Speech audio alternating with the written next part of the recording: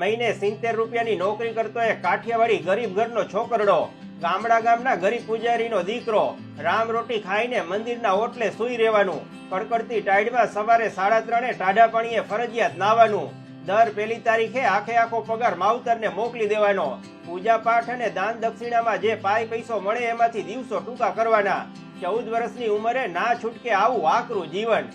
અરે રે ભગવાન, તે કસોટી કરી તો મારી જ કરી. ધન કમાવાની રેખા મારા નસીબમાં છે જ નહીં. ભૂદેવના દીકરાના કાળજામાંથી નીકળેલો અવાજ પ્રભુએ સાંભળી લીધો.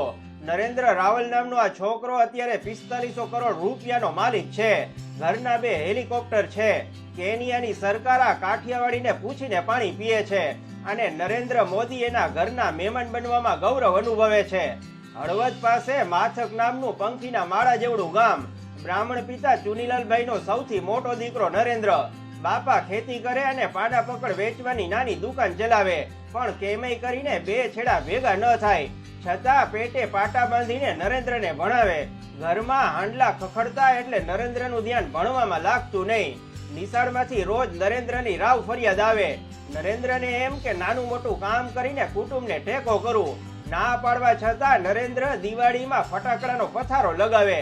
તરણેતરના મેળામાં આભલા ચાંદલા ને રમકડા વેચીને સીઝની ધંધો કરી લે. બાપા ખારા થયા ને નરેન્દ્રને સુરેન્દ્રનગરની હોસ્ટેલ ભેગો કરી દીધો. ત્યાં ન ફાવ્યું તો ભુજ કચ્છની હોસ્ટેલમાં દાખલ કર્યો. પારકી માં જ કાન વીંધે. થોડું ઘણું ભણવામાં ધ્યાન પોરવ્યું ને સંસ્કૃત ભાષા શીખી લીધી. હવે નરેન્દ્રએ બાપાને બાના આપવાનું બંધ કરી દીધું અને સમજણો થવા લાગ્યો. જ્યોતિષ વિદ્યા કેળવી. બ્રાહ્મણનો દીકરો હોવાથી પૂજા પાઠ ને ગોરપદાનું કામ તો વારસામાં મળ્યું હતું. ભુજની જે હોસ્ટેલમાં નરેન્દ્ર ભણતો હતો ત્યાં સ્વામિનારાયણનું મંદિર હતું. નરેન્દ્રના આચાર વિચાર અને આવડત જોઈને આ મંદિરના પૂજારી તરીકે તેને કામ કરવાની ઓફર કરવામાં આવી. મંદિરના પૂજા પાઠ ઉપરાંત પ્રસાદનો થાળ તૈયાર કરવાનો, ઘાયલ થયેલા એક બ્રહ્મચારી મહારાજની દેખરેખ રાખવાની અને રસોઈ બનાવવા જેવા નાના મોટા કામ સંભાળવાના. હાજલ સમયમાં નિશાળે જવાની અને ભણવાની છૂટ. માસિક પગાર રોકડા ₹70. મજબૂરીનું નામ મહાત્મા ગાંધી. 14 વર્ષના છોકરાએ મને કમને આ નોકરી સ્વીકારી લીધી. આ લવર મૂછ્યો છોકરો ધોતિયામાં નજરે પડવા લાગ્યો. ભણાય એટલું ભણે ને બાકી મંદિરમાં સેવા કરે. કોઈના હાથ જોઈ દે. નાની મોટી ધાર્મિક વિધિ કરાવી આપે. એની દક્ષિણામાં જે મળે એમાંથી પોતાનો ખર્ચ નીકળી જાય. પૂરેપૂરો પગાર ગામડે રહેતા મા બાપને મોકલી આપે. નાનકડા ગોરબાપા નરેન્દ્ર રાવલ જેમ તેમ કરીને કોલેજના 1 વર્ષમાં આવ્યા ત્યાં સુધી બધું આમ જ ચાલ્યું. એક દિવસ બ્રહ્મચારી મહારાજે કહ્યું, ભાઈ તારું કામ તો બહુ સારું છે, તારે નૈરોબી જવું છે, ત્યાં એક પૂજારીની જરૂર છે. ખાતા પીતા મહિને 2000 રૂપિયા પગાર મળશે. ગરીબ ઘરના દીકરાને 2000 2 લાખ જેવા દેખાણા. ભણતર છોડીને નરેન્દ્ર વિદેશ જવા તૈયાર થઈ ગયો. નૈરોબીના સ્વામિનારાયણ મંદિરમાં 3 વર્ષ પૂજારી તરીકે કામ કર્યું. ધર્મ, કરમ, લગન, અનુશાસન અને કુળની આબરૂ વધે એ રીતે ફરજ બજાવી. પણ હવે નરેન્દ્રને એનું વતન યાદ આવ્યું. દેશમાંથી પિતાની માંદગીના વાવડ આવ્યા.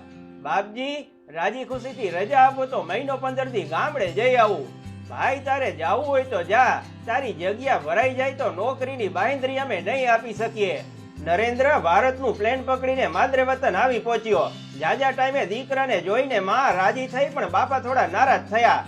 ફરતા પૈડાને લાત મારીને તારે અહીં આવવાની જરૂર નહોતી.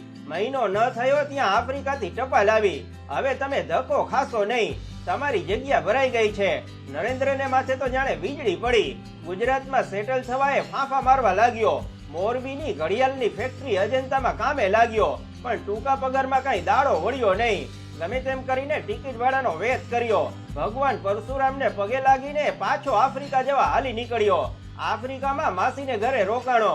એક સ્ટીલની ફેક્ટરીમાં નોકરીએ લાગી ગયો. પણ વાણંદના વાંકા હોય તો કોથળામાંથી કરડે.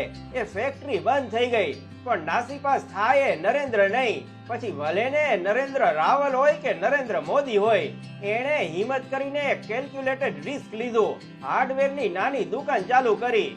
મીઠી વાણી, નફાનું ધોરણ નીચું, ખોટું કરવું નહીં ને ખોટું બોલવું નહીં.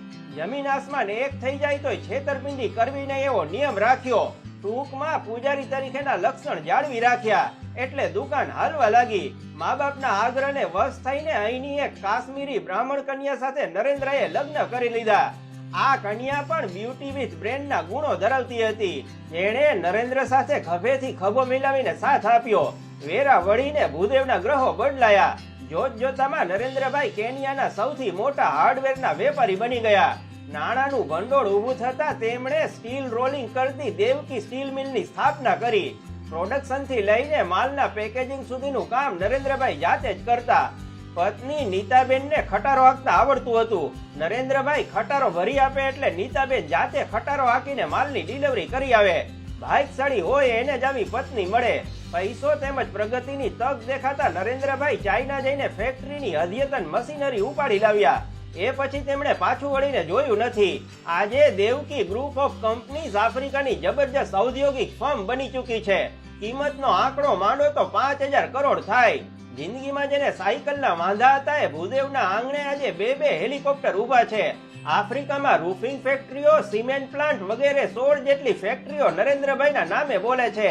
આફ્રિકાની સૌથી વધુ 50 ધનિકોની યાદીમાં નરેન્દ્રભાઈ પલાઠી વાળીને બેઠા છે. 15,000 આફ્રિકનોને રોજગારી પૂરી પાડવામાં કાઠિયાવાડી ભાઈડો નિમિત્ત બન્યો છે. ઇથોપિયા, યુગાન્ડા અને કોંગોની સ્ટીલ ફેક્ટરીઓમાં નરેન્દ્ર રાવલની બોલબાલા છે. આખા આફ્રિકામાં એ સ્ટીલ ટાઇકૂન અને ગુરુ તરીકે ઓળખાય છે. આફ્રિકન પત્રકારો અને ટીવી વાળાઓ નરેન્દ્રભાઈની પાછળ ફરે છે. મોટા રાજકારણીઓ અને ઉદ્યોગપતિઓ સાથે એના ઉઠણા બેસણા છે. જોઈ લ્યો આ બે નરેન્દ્રને. 2015માં મોદી કાકા કેનિયા ગયા ત્યારના ફોટા છે.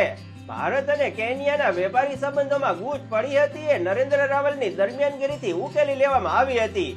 આથી મોદી નરેન્દ્ર, રાવલ નરેન્દ્રને કહે છે, ભૂદેવ તમારો ખૂબ ખૂબ આભાર. એકલા હાથે આગળ વધી શકાતું નથી. જેમ મોદી કાકાને અમિત શાહનું પડખું છે એમ નરેન્દ્ર રાવલને નીતાબેનનો સાથ સહકાર છે. નીતાબેન નરેન્દ્રભાઈના થિંક ટેન્ક બનીને પતિનો સાથ નિભાવે છે. તેમણે ક્યારેય નરેન્દ્રભાઈને દાન ધર્મ કરવામાં આડીજી વાળી નથી. સમાજને કશું પરત આપવાની ભાવના સાથે નરેન્દ્ર રાવલ કરોડો રૂપિયાનું દાન કરે છે. નરેન્દ્રભાઈએ એની 50% સંપત્તિ દાનમાં આપી દેવાની વસિયત કરી છે.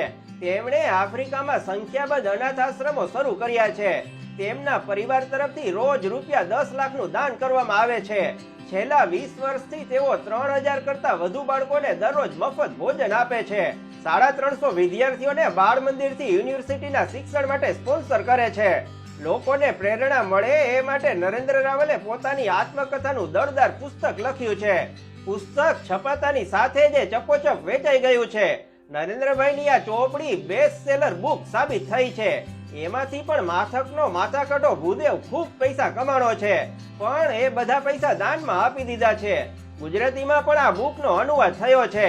નરમદિલ નીતિન પટેલના હાથે ગુજરાતમાં તેનું વિમોચન થયું ત્યારે આ પુસ્તક ખરીદનારની લાઈન લાગી હતી. પૈસા ન હોય તો દેણું કરીને પણ આ પુસ્તક ખરીદી લેજો. વાંચવા અને વિચારવા જેવું આ પુસ્તક છે. શિક્ષણ પ્રવૃત્તિને કારણે નરેન્દ્ર રાવલ કેનિયાની એક યુનિવર્સિટીના વાઇસ ચાન્સેલર બન્યા છે. જ્યોતિષ વિદ્યા જાણતા હોવાથી તેઓ કેનિયાના પ્રેસિડેન્ટના સલાહકાર પણ છે. નરેન્દ્ર રાવલની જેમ મને પણ જોશ જોતા આવડે છે. તમારા હાથની રેખા જગારા મારે છે, પણ આંગળીના ટેરવે શનિનું નડતર છે. અમારી ચેનલ સબસ્ક્રાઇબ કરો. આ નડતર તેમજ સર્વે પાતક દૂર થશે. વિડીયો નીચે કમેન્ટ કરશો તો તાવ, તળિયો અને પૈસાની તાણમાંથી મુક્ત થશો. વિડીયોની લિંક શેર કરશો તો તમારા દાય દુશ્મન દફે થશે. નમસ્કાર.